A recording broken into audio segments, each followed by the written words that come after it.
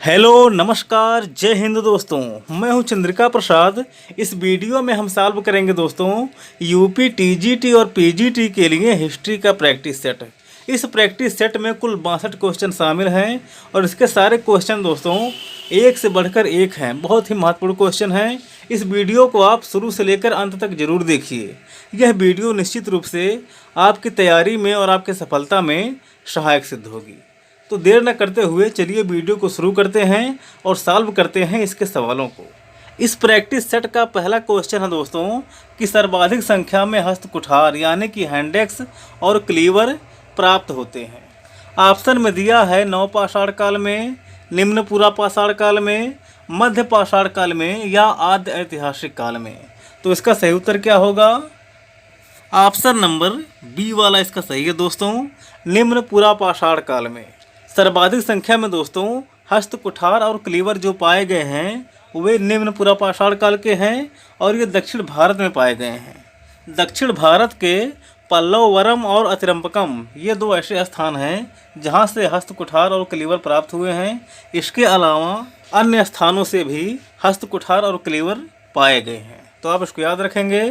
फिर अगला क्वेश्चन है प्राचीन मानव प्रजाति इनमें से कौन है? ऑप्शन में दिया है ऑस्ट्रेलोपिथेकस, जावा मानव, होमो इरेक्टस और लिएंडरथल। तो इसका सही उत्तर क्या होगा? इसका सही उत्तर है दोस्तों ऑप्शन नंबर पहला, ऑस्ट्रेलोपिथेकस।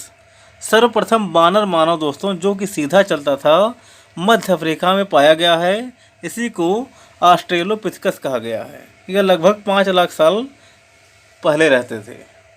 तो ऑप्शन नंबर पहला इसका सही है, आप इसको याद रखेंगे। फिर अगला क्वेश्चन है किस धातु में प्रथमतः टिन का मिश्रण किया जाता था? ऑप्शन में दिया है लोहा, तांबा, कांसा या इनमें से कोई नहीं। तो इसका सही उत्तर क्या होगा? ऑप्शन नंबर बी वाला इसका सही है दोस्तों, तांबा। धातुओं में सर्वप्रथम तांबे का प्रयोग किया गया। तांबे के साथ टिन को मिलाकर कांसा बनाया जाता था। प्राप्त साक्ष्यों के आधार पर मोहनजोदड़ो से प्राप्त एक नर्तकी की कांसे की मूर्ति मिली है जो कि बहुत ही प्रसिद्ध है, आप जानते भी होंगे। तो ऑप्शन नंबर बी वाला इसका सही है, आप इसे याद रखेंगे। बढ़ते हैं आगे।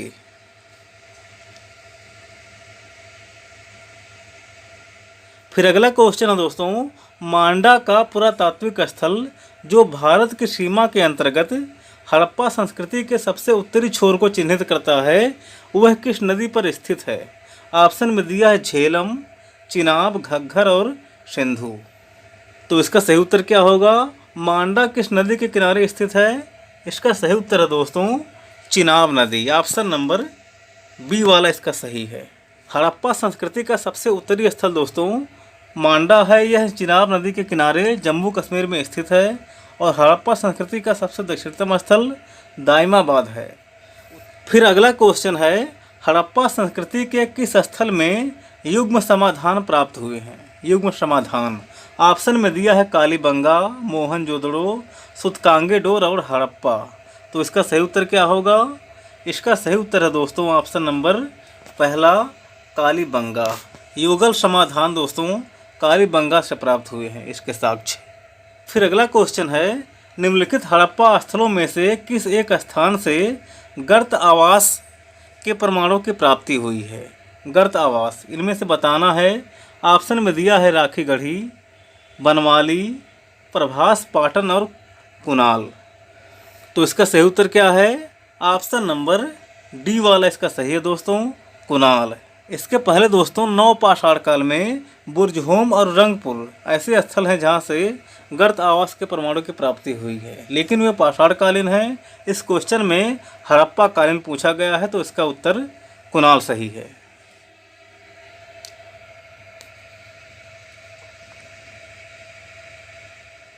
फिर अगला क्वेश्चन है निम्नलिखित में से कौन सी सिंधु घाटी सभ्यता की सबसे प्रमुख विशेषता थी?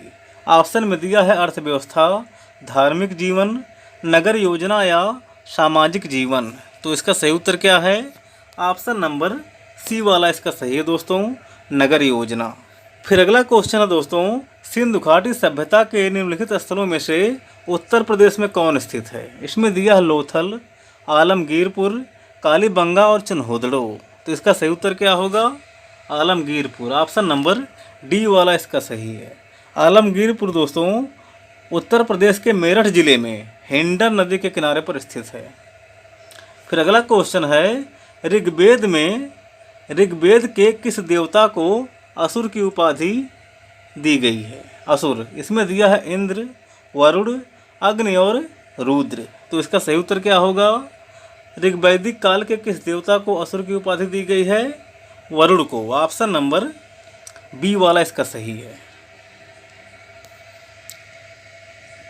फिर अगला क्वेश्चन है दोस्तों, किस उपनिषद में याज्ञवल्क्य और मैत्रेयी का दार्शनिक संवाद वर्णित है?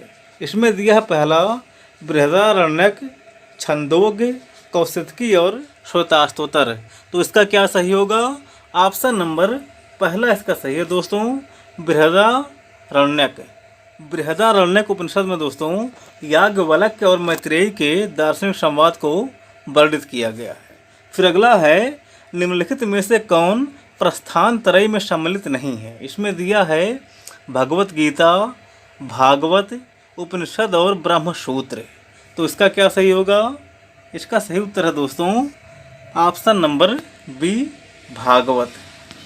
वेदांत के दोस्तों 3 मुख्य स्तंभ माने जाते हैं। कौन कौन से? उपनिषद, भगवत गीता और ब्रह्मसूत्र। इन्हीं तीनों को दोस्तों प्रस्थान त्रय के नाम से जाना जाता है, तो आप इसको याद रखेंगे। भागवत इसमें शामिल नहीं है।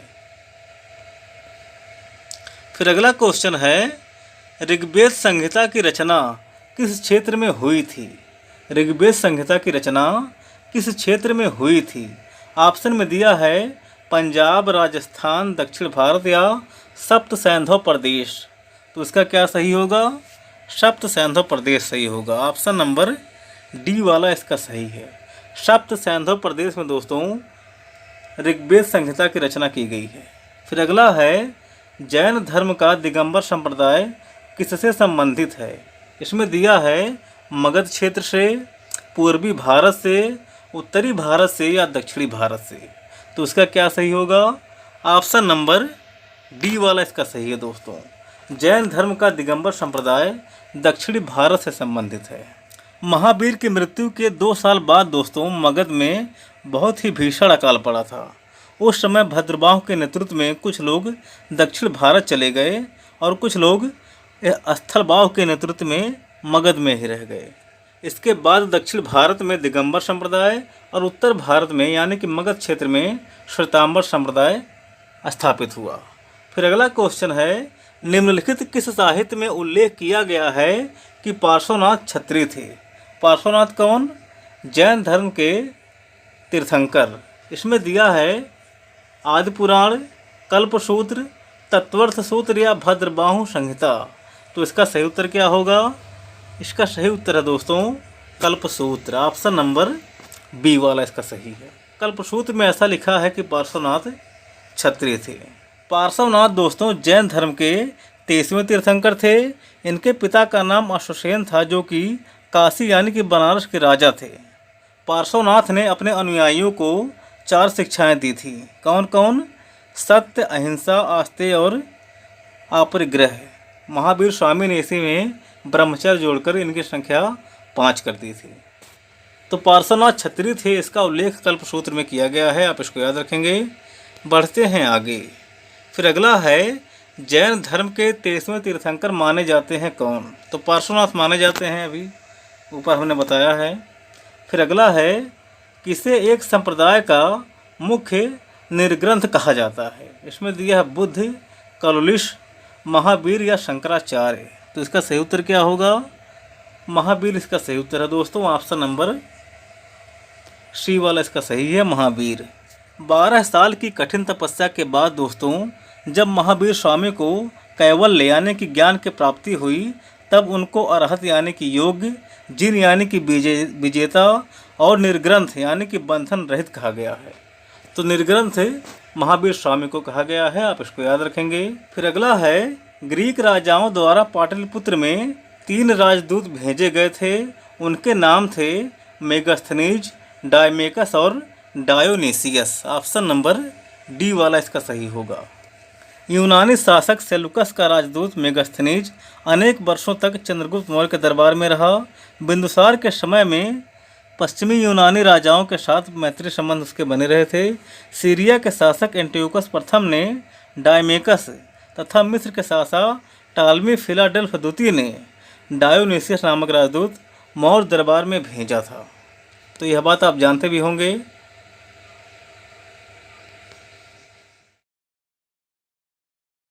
फिर अगला क्वेश्चन है दोस्तों, प्राचीन भारत में सेंड्रोकोट्टस नाम से जाना जाने वाला भारतीय शासक कौन था? ऑप्शन में दिया है चंद्रगुप्त मौर्य, बिंदुसार, चंद्रगुप्त प्रथम और चंद्रगुप्त द्वितीय। तो इसका सही उत्तर क्या होगा? सेंड्रोकोट्टस किसे कहा गया है? चंद्रगुप्त मौर्य को कहा गया है। मौर्य शासक चंद्रगुप्त मौर्य को। एरियन और प्लूटार्क दोस्तों, इन लोगों ने अपने ग्रंथों में चंद्रगुप्त मौर्य के लिए सेंड्रोकोट्टस शब्द का प्रयोग किया गया है। विलियम जोन्स ने सबसे पहले सेंड्रोकोट्टस की पहचान चंद्रगुप्त मौर्य से की थी। फिर अगला है, प्राचीन भारत में निम्नलिखित में से किस शासक ने जैन धर्म स्वीकार करके संन्यास ले लिया था? इसमें दिया है बिंदुसार, चंद्रगुप्त मौर्य, पुष्यमित्र या हर्ष। तो इसका सही उत्तर क्या है? इसका सही उत्तर है दोस्तों Chandragupta Maurya. Option number B वाला इसका सही है, चंद्रगुप्त मौर्य।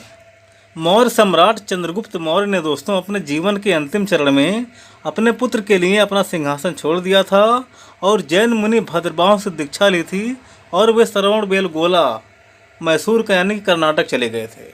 श्रवणबेलगोला में ही चंद्रगुप्त मौर्य ने उपासना की एक विधि संलेखना विधि से अपने प्राण त्याग दिए थे। तो ऑप्शन नंबर बी वाला इसका सही है, आप इसको याद रखेंगे। फिर अगला है, मौर्य दरबार में मिस्र के राजा टालमी द्वितीय फिलाडेल्फ का दूत कौन था? इसमें दिया है डायोनिसियस, डायमेकस, मेगास्थनीज या डियोडोरस। तो इसका सही उत्तर क्या है? इसका सही उत्तर है पहला, डायोनिसियस। मिस्र के शासक टालमी द्वितीय फिलाडेल्फ ने डायोनिसियस को भेजा था और सीरिया के शासक एंटियोकस प्रथम ने डायमेकस को और यूनानी शासक सेलुकस ने मेगास्थनीज को भेजा था मौर्य दरबार में। तो पहला इसका सही है, आप इसको याद रखेंगे। फिर अगला है, गुप्त काल में ताम्र के मुद्रा का प्रचलन किसने कराया? तांबे की मुद्रा, इसमें दिया है चंद्रगुप्त प्रथम, समुद्रगुप्त, स्कंदगुप्त या विष्णुगुप्त। तो इसका सही उत्तर क्या है? समुद्रगुप्त इसका सही उत्तर है दोस्तों, ऑप्शन नंबर बी। गुप्त काल में ताम्र की मुद्रा, तांबे की मुद्रा सबसे पहले समुद्रगुप्त ने चलवाया था। फिर अगला है, पंचतंत्र किसने लिखा था? ऑप्शन में दिया है विशाख दत्त, शूद्रक, विष्णु शर्मा और जयदेव। तो इसका सही उत्तर क्या है? विष्णु शर्मा इसका सही उत्तर है दोस्तों, option number C. Vishnu Sharma ने पंचतंत्र नामक एक ग्रंथ लिखा है जो बहुत ही प्रसिद्ध है। पंचतंत्र में दोस्तों प्राचीन काल की अनेक कथाओं का संग्रह है। इसकी रचना क्यों हुई थी? इसकी रचना दोस्तों अमरकीर्ति नामक राजा के मूर्ख पुत्रों को विद्वान बनाने के लिए इसकी रचना की गई थी। तो ऑप्शन नंबर सी वाला इसका सही है, इसको विष्णु शर्मा ने लिखा है। फिर अगला है, निम्नलिखित में से किन शाही अफसरों के जिम्मे यात्रियों के माल जान की सुरक्षा का कार्यभार दिया गया था? इसमें दिया है कामिक, सारथवाह, राजभाट और चाट। तो इसका सही उत्तर क्या है? ऑप्शन नंबर सी वाला इसका सही है दोस्तों, राजभाट। गुप्तकालीन है ये।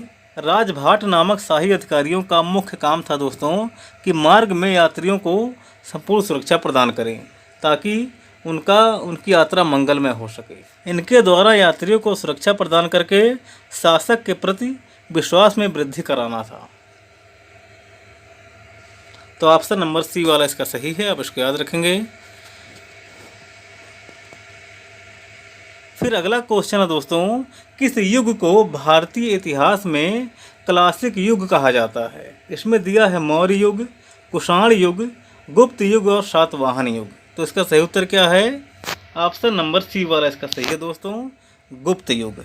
गुप्त सम्राटों के शासनकाल में दोस्तों सभ्यता और संस्कृति के प्रत्येक क्षेत्र में बहुत प्रगति हुई तथा हिंदू संस्कृति अपने उत्कर्ष की पराकाष्ठा पर पहुंच गई थी। गुप्त काल की चौमुखी प्रगति को ध्यान में रखकर ही इतिहासकारों ने इस काल को स्वर्ण युग कहा है। इसी काल को क्लासिक युग भी माना जाता है। तो ऑप्शन नंबर सी वाला इसका सही है, आप इसको याद रखेंगे। फिर अगला है, तुर्कान ए चिहलगानी का उल्लेख सबसे पहले किसने किया था? किसने किया था देख करके बताइए बाबू। सबसे पहले दोस्तों मिनहाज उस सिराज ने अपनी पुस्तक तबकात ए नासिरी में तुर्कान ए चिहलगानी का उल्लेख किया है। मिनहाज उस सिराज की रचना है तबकात ए नासिरी, इसी में सबसे पहले तुर्कान ए चिहलगानी का उल्लेख किया गया था। तुर्कान ए चिहलगानी एक 40 तुर्क अमीरों का एक समूह था।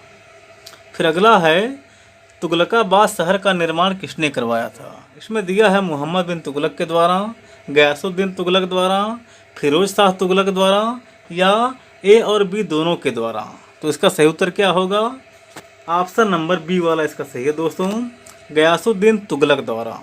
तुगलकाबाद जो दिल्ली का एक प्रमुख शहर है, इसकी स्थापना, इसका निर्माण गयासुद्दीन तुगलक के द्वारा करवाया गया था।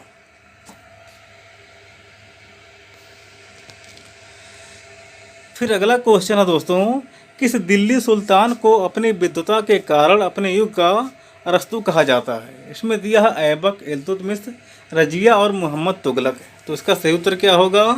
ऑप्शन नंबर डी वाला इसका सही है दोस्तों, मोहम्मद तुगलक। मोहम्मद बिन तुगलक को दोस्तों अपनी विद्वता के कारण अपने युग का अरस्तु कहा जाता है। फिर अगला क्वेश्चन है, किसने एक और संस्कृत मुद्रा लेख के साथ चांदी के सिक्के निर्गत किए? इसमें दिया है मोहम्मद बिन कासिम, महमूद गजनवी, शेर शाह और अकबर। तो इसका सही उत्तर क्या होगा? ये सभी मुस्लिम हैं, इन्होंने संस्कृत भाषा का प्रयोग किया था, संस्कृत मुद्रा लेख के चांदी के सिक्के निर्गत करवाए थे। वह इनमें से कौन है? महमूद गजनवी है दोस्तों, ऑप्शन नंबर बी वाला इसका सही है। महमूद गजनवी ने एक और संस्कृत मुद्रा लेख के साथ चांदी के सिक्के निर्गत करवाए थे। फिर अगला है, तैमूर लंग ने भारत पर आक्रमण किया था किस साल? तो 1398 ईस्वी में किया था। ऑप्शन नंबर बी वाला इसका सही है, 1398। उस समय तुगलक वंश के सुल्तान नासरुद्दीन महमूद का शासन था, आप इसे याद रखेंगे। फिर अगला है, दिल्ली के किस सुल्तान के विषय में कहा जाता है कि उसने रक्त और लौह की नीति अपनाई थी? तो बलबन इसका सही उत्तर है। बलबन ने रक्त और लौह की नीति अपनाई थी। रक्त और लौह की नीति दोस्तों बलबन के राजत्व सिद्धांत में शामिल है। फिर अगला है, सैयद वंश का अंत करने वाला शासक कौन है? इसमें दिया है बहलोल लोदी, सिकंदर लोदी, इब्राहिम लोदी या इनमें से कोई नहीं। तो इसका सही उत्तर क्या होगा? इसका सही उत्तर है दोस्तों ऑप्शन नंबर पहला, बहलोल लोदी।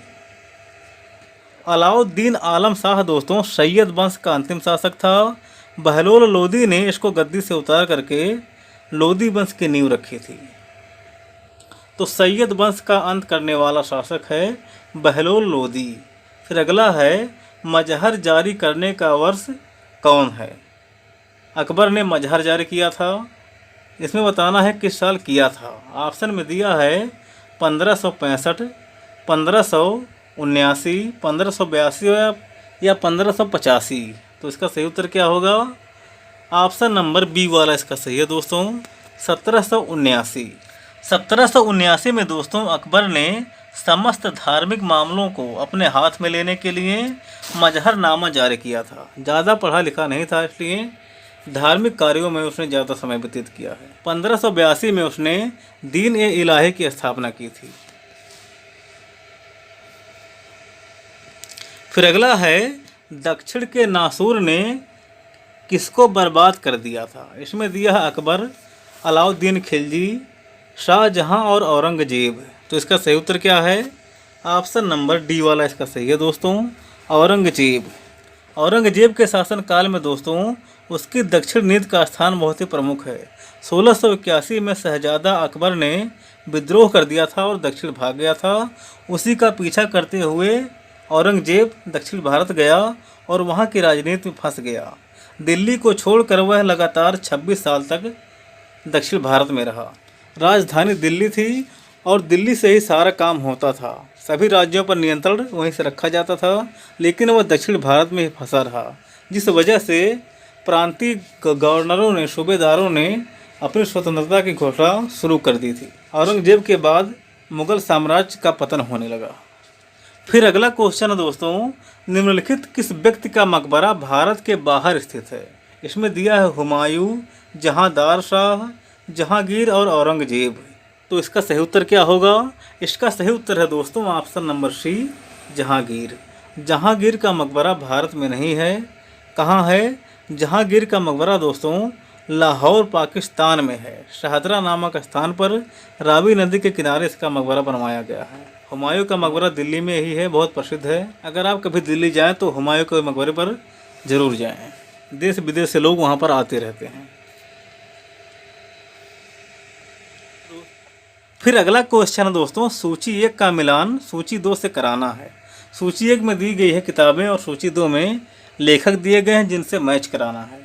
इसमें पहला है तबकात-ए-अकबरी। तबकात-ए-अकबरी किसने लिखा है? निजामुद्दीन अहमद ने लिखा है दोस्तों। तो पहले का हो जाएगा पहला। फिर अगला है तबकात-ए-नासिरी। तबकात-ए-नासिरी रचना किसकी है? मिनहाज-उस-सिराज की है दोस्तों। ऑप्शन नंबर बी का हो जाएगा चौथा। फिर अगला है तारीख़-ए-फिरोज शाही। तो जियाउद्दीन बर्नी का है, आप जानते भी होंगे। सी का हो जाएगा दूसरा। फिर अगला है तारीख़-ए-अल्फ़ी, यह है मुल्ला अहमद का। तो डी का हो जाएगा तीसरा। इसका सुमेलन आप इस प्रकार से कर सकते हैं। ऑप्शन नंबर पहला इसका सही होगा।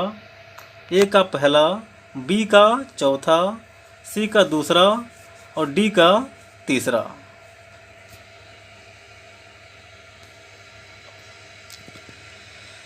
फिर अगला क्वेश्चन है दोस्तों, निम्नलिखित में से कौन सा युग्म सही है? इसमें कौन सही है देखकर बताइए। ऑप्शन नंबर सी इसका सही है दोस्तों। फादर मार्सेट अकबर के समय में आए थे। ऑप्शन नंबर सी वाला इसका सही है। फिर अगला क्वेश्चन है, आगरा और फतेहपुर सीकरी दोनों लंदन से बड़े हैं, यह वक्तव्य किसने दिया था? इसमें दिया है वर्नियर, मनुची, राल्फ फिंच या हॉकिंस। तो इसका सही उत्तर क्या होगा? राल्फ फिंच इसका सही उत्तर है दोस्तों। Option number C. Ralph Finch ने लिखा है कि आगरा और फतेहपुर सीकरी दोनों लंदन से बड़े शहर हैं। फिर अगला है, निम्न सुल्तानों में से कौन गुलामों के कल्याण के लिए किए गए कार्यों के लिए जाना जाता है? तो फिरोज शाह तुगलक जाना जाता है। तो ऑप्शन नंबर पहला इसका सही है। फिर अगला क्वेश्चन है दोस्तों, वह शासक कौन था जिसने निरीक्षक लिपिक को घूस देने के लिए एक सैनिक को सोने का सिक्का दिया था? इसमें दिया है अलाउद्दीन खिलजी, नसीरुद्दीन महमूद, सिकंदर लोदी और फिरोज तुगलक। तो इसका सही उत्तर क्या है? फिरोज तुगलक इसका सही उत्तर है दोस्तों। फिरोज तुगलक ने निरीक्षक लिपिक को घूस देने के लिए एक सैनिक को सोने का सिक्का दिया था। फिर अगला है, मौर्यों के समय समाहर्ता का क्या कार्य था? इसमें दिया है पहला, वह एक सैनिक अधिकारी था। दूसरा है, वह कोष विभाग का एक अधिकारी था। तीसरा है, वह एक न्यायिक अधिकारी था। और चौथा है, वह राजस्व संग्रहण करता था। तो समाहर्ता क्या था? राजस्व का संग्रह करता था। ऑप्शन नंबर डी वाला इसका सही है दोस्तों। ऑप्शन नंबर डी, समाहर्ता राजस्व संग्रह करता। फिर अगला है, निम्नलिखित किस अधिकारी के नियंत्रण में 2 विभाग कौन कौन चल मुद्रा और लेख होता था? इसमें दिया समाहर्ता, सन्निधाता, अक्षपटलाध्यक्ष और संस्थाध्यक्ष। तो इसका सही उत्तर क्या है? ऑप्शन नंबर सी वाला इसका सही है दोस्तों, अक्षपटलाध्यक्ष। इसके नियंत्रण में 2 विभाग थे, एक चल मुद्रा और लेख विभाग।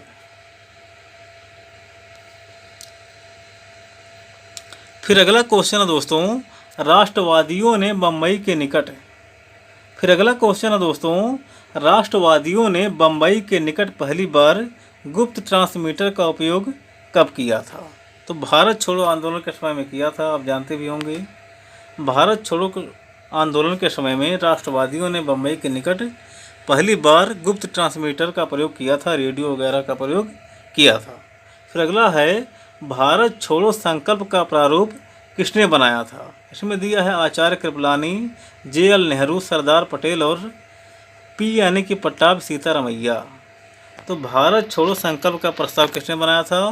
जे.एल. नेहरू ने। ऑप्शन नंबर बी वाला इसका सही है। जे.एल. नेहरू यानी कि जवाहरलाल नेहरू ने दोस्तों भारत छोड़ो संकल्प का प्रारूप बनाया था।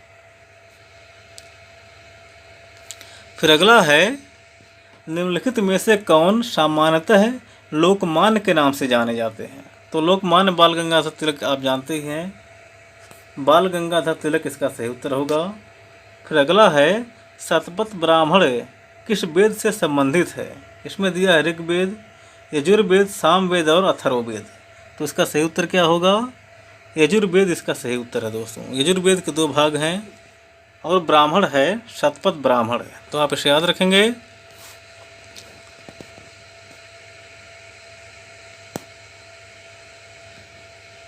फिर अगला क्वेश्चन है दोस्तों, इलाहाबाद शिलालेख में समुद्रगुप्त की प्रशस्ति है, जिसके रचयिता हैं उनके दरबारी कवि हर्षेण। हर्षेण आप ऑप्शन नंबर पहला इसका सही है। फिर अगला क्वेश्चन है, निम्नलिखित में से किसको भारत के राजनीतिक असंतोष का जनक कहा जाता है? इसमें दिया है दादा भाई नौरोजी, बाल गंगाधर तिलक, महात्मा गांधी और सरदार भगत सिंह। तो इसका सही उत्तर क्या है? बाल गंगाधर तिलक। ऑप्शन नंबर सी वाला इसका सही है दोस्तों। बाल गंगाधर तिलक को दोस्तों भारत के राजनीतिक असंतोष के नाम से जाना जाता है, उसका जनक माना जाता है। फिर अगला है, 1936 के चुनाव में संयुक्त प्रांत की कौन सी भारतीय महिला मंत्री बनी थी? इसमें दिया है उमा नेहरू, विजय लक्ष्मी पंडित, स्वरूप रानी नेहरू और हंसा मेहता। तो इसका सही उत्तर क्या है? ऑप्शन नंबर बी वाला इसका सही है दोस्तों, विजय लक्ष्मी पंडित। फिर अगला है, गायत्री मंत्र संबोधित है किसको? मित्र को, वरुण को, सविता को या इंद्र को? किसको है ये? सविता को। ऑप्शन नंबर सी वाला इसका सही है। सविता यानी कि सूर्य, गायत्री मंत्र सूर्य के लिए, सूर्य भगवान के लिए लिखा गया है।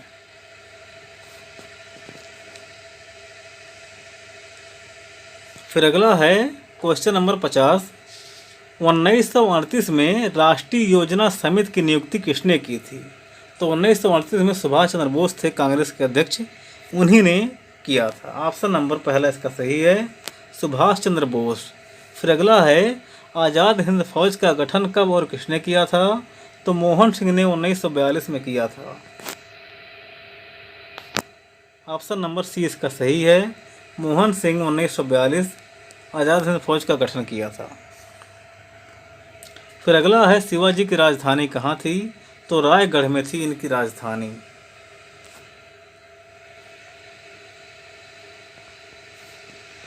फिर अगला क्वेश्चन है क्वेश्चन नंबर 54, ऋग्वेद में धनाढ़ व्यक्त के लिए, ऋग्वेद में धनाढ़ व्यक्त के लिए निम्नलिखित में से किस शब्द का प्रयोग किया गया है?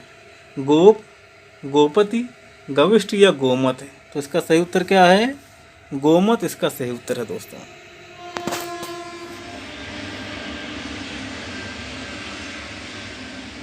फिर अगला क्वेश्चन है दोस्तों, 16 संस्कारों में उपनयन संस्कार किस क्रम पर है? ऑप्शन में दिया है 11वां, 10वां, 9वां या 12वां। कई प्रैक्टिस सेट में यह देखने को मिला है 11वें नंबर पर है। ऑप्शन नंबर सी वाला इसका सही है। फिर अगला है, निम्नलिखित में से कौन सा मराठा शासक राजा होते हुए भी सिंहासन पर नहीं बैठा? इसमें दिया शाहू, संभाजी, राजा राम और शिवाजी द्वितीय। तो इसका सही उत्तर क्या है? इसका सही उत्तर है दोस्तों Raja Ram. Option number C. Raja Ram शासक होते हुए भी सिंहासन पर क्यों नहीं बैठे? क्योंकि ये खुद को शाहू का प्रतिनिधि मानते थे। फिर अगला है क्वेश्चन नंबर 57, मराठों के उत्कर्ष के महत्वपूर्ण कारण निम्नलिखित में से क्या थे? इसमें दिया पहला, महाराष्ट्र की भौगोलिक स्थिति, तत्कालीन धार्मिक आंदोलन, शिवाजी का जुझारू व्यक्तित्व और शिवाजी द्वारा दक्षिण शासकों से आर्थिक एवं सैन्य सहायता प्राप्त करना। तो इसका क्या सही होगा? इसमें देखिए, महाराष्ट्र की भौगोलिक स्थिति, तत्कालीन धार्मिक आंदोलन और शिवाजी का जुझारू व्यक्तित्व, ये तीन है मराठों के उत्कर्ष के महत्वपूर्ण कारण में से। शिवाजी के दौरान दक्षिण शासकों से आर्थिक सहायता प्राप्त करना ये बाद वाली बात है। इसके पहले मराठों का उत्कर्ष हो चुका था, शिवाजी ने यही किया था, लेकिन पहले तो शुरू में महाराष्ट्र की भौगोलिक स्थिति, तत्कालीन धार्मिक आंदोलन और शिवाजी का जुझारू व्यक्तित्व, यह है मराठों के उत्कर्ष का महत्वपूर्ण कारण है। तो पहला, दूसरा और तीसरा सही होगा, चौथा नहीं है इसमें। ऑप्शन नंबर पहला इसका सही है। फिर अगला क्वेश्चन है दोस्तों, याज्ञवल्क्य स्मृति के प्रसिद्ध टीकाकार अपरार्क एक क्या थे? तो एक शिलाहार राजा थे दोस्तों। ऑप्शन नंबर सी वाला इसका सही है, शिलाहार राजा थे अपरार्क, याज्ञवल्क्य स्मृति के टीकाकार। फिर अगला है, स्कंदगुप्त के समय सौराष्ट्र का गोप्ता यानी कि सूबेदार कौन था? इसमें दिया है चक्रपालित, तुषास्व, पर्णदत्त और सर्वनाग। तो इसका सही उत्तर क्या है? पर्णदत्त इसका सही उत्तर है। स्कंदगुप्त के समय सौराष्ट्र का गोप्ता पर्णदत्त था। जूनागढ़ अभिलेख से यह जानकारी प्राप्त होती है कि स्कंदगुप्त के सौराष्ट्र के गोप्ता पर्णदत्त ने क्या किया था? एक झील की मरम्मत कराई थी। तो आप इसको याद रखेंगे। फिर अगला है, घोषिताराम कहाँ स्थित है? इसमें दिया है राजगृह में, वैशाली में, कौशाम्बी में या श्रावस्ती में। तो इसका सही उत्तर क्या है? ऑप्शन नंबर सी इसका सही उत्तर है दोस्तों, कौशाम्बी। घोषिताराम विहार उत्तर प्रदेश के कौशाम्बी जिले में स्थित है। इस विहार का निर्माण कौशाम्बी के कुछ धनी व्यापारियों ने करवाया था। महाजनपद काल में दोस्तों कौशाम्बी वत्स राज्य की राजधानी थी। उदयन यहाँ का एक विख्यात राजा था। फिर अगला है, अशोक ने लुम्बिनी ग्राम के लिए भूराजस्व की क्या दर निश्चित की थी? इसमें दिया है 1/2, 1/4, 1/6 या 1/8। तो इसका क्या सही होगा? ऑप्शन नंबर डी इसका सही होगा दोस्तों। 1/4 या 1/6 वैसे भी पहले भू राजस्व की दर होती थी, लेकिन उन्होंने 1/8 कर दिया था।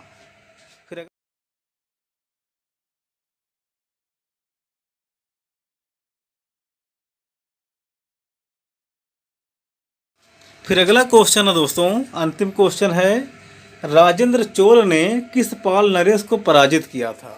इसमें दिया है गोपाल, देवपाल, विग्रहपाल या महीपाल। तो इसका सही उत्तर क्या है? ऑप्शन नंबर डी इसका सही है दोस्तों, महिपाल। राजेंद्र चोल ने दोस्तों गंगा घाटी अभियान के दौरान महिपाल को पराजित किया था। बंगाल के शासक महिपाल को पराजित करने के बाद दोस्तों राजेंद्र चोल वापस आया और अपने यहाँ एक गंगईकोंडचोलपुरम एक शहर की स्थापना की और गंगईकोंडचोल नामक एक तालाब भी बनवाया था। तो आप इसको याद रखेंगे। इसी क्वेश्चन के साथ दोस्तों हमारी यह वीडियो यहीं पर समाप्त होती है। अगली वीडियो में हम और अच्छा करने का प्रयास करेंगे। तो मिलते हैं अगली वीडियो में, तब तक के लिए जय हिंद।